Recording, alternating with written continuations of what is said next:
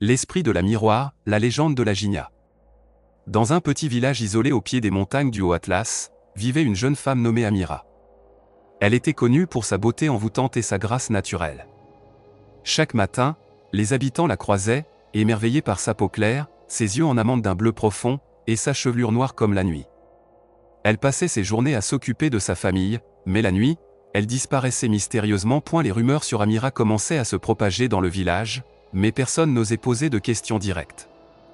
On disait qu'elle avait un secret, que la beauté qu'elle dégageait n'était pas naturelle.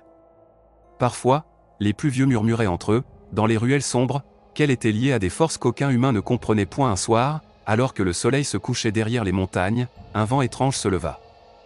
Il portait avec lui un parfum doux, mais amer, qui donnait un frisson étrange à ceux qui en respiraient l'air. Amira, une fois de plus, partit tôt, comme à son habitude, se dirigeant vers la vieille maison de pierre qui se trouvait à l'extérieur du village. Cette maison était abandonnée depuis des années et tout le monde évitait d'y aller. Elle était réputée pour être hantée par des esprits anciens et par une entité qu'on surnommait la Gigna de la Miroir. Au point la légende racontait que cette Gigna, une créature maléfique, prenait l'apparence d'une magnifique jeune femme vêtue d'un long habit blanc. Elle errait dans les ruines, et à chaque reflet qu'elle apercevait dans une surface lisse, comme un miroir ou l'eau calme d'un puits, elle se matérialisait. Mais il y avait un prix à payer pour ceux qui osaient regarder cette créature dans les yeux. Elle les poursuivait jusqu'à leur mort, leur apportant malheur et souffrance. Certaines versions de la légende disaient qu'elle ne se contentait pas de tuer ses victimes, mais qu'elle les emprisonnait dans le reflet, piégeant leur âme dans le miroir à jamais. Amira arriva à la maison abandonnée, et là, à l'intérieur, l'air était lourd, comme si le temps s'était arrêté. La vieille demeure semblait avoir été figée dans un moment de l'histoire, où la lumière du soleil peinait à pénétrer les fenêtres poussiéreuses. Au fond de la pièce principale, un grand miroir occupait une place centrale, tout comme dans la légende. C'était un miroir ancien, orné de délicates sculptures de métal, recouvert de buée comme si quelqu'un l'avait utilisé récemment. Amira s'approcha du miroir, comme si elle en était attirée par une force invisible. Ses doigts effleurèrent la surface de verre, et un frisson parcourut son échine. Soudain, un mouvement étrange se produisit dans le reflet. Une silhouette apparut derrière elle, celle d'une autre femme, habillée d'une robe blanche. Amira se retourna brusquement, mais il n'y avait personne dans la pièce. Pourtant, l'image dans le miroir restait immobile, observant Amira d'un regard glacé. Un éclat d'horreur traversa le visage d'Amira. Elle avait entendu des histoires, mais jamais elle n'aurait imaginé vivre cette expérience. La silhouette dans le miroir lui souriait d'un sourire énigmatique et malicieux. Au moment où ses yeux se croisèrent avec ceux du reflet, un éclat étrange se fit entendre, comme un murmure lointain, une voix douce et envoûtante qui semblait venir de l'intérieur même du verre. « Tu m'as vu, maintenant, tu ne peux plus t'échapper », dit la voix. Avant qu'Amira ne puisse réagir, la pièce sembla se refermer sur elle. Les murs s'étaient comme rapprochés, et l'air devint glacial. Une ombre flottante, semblable à celle du reflet, se déplaça autour d'elle, l'enveloppant. Un froid intense, pénétrant, l'envahit et un sentiment d'étouffement la saisit.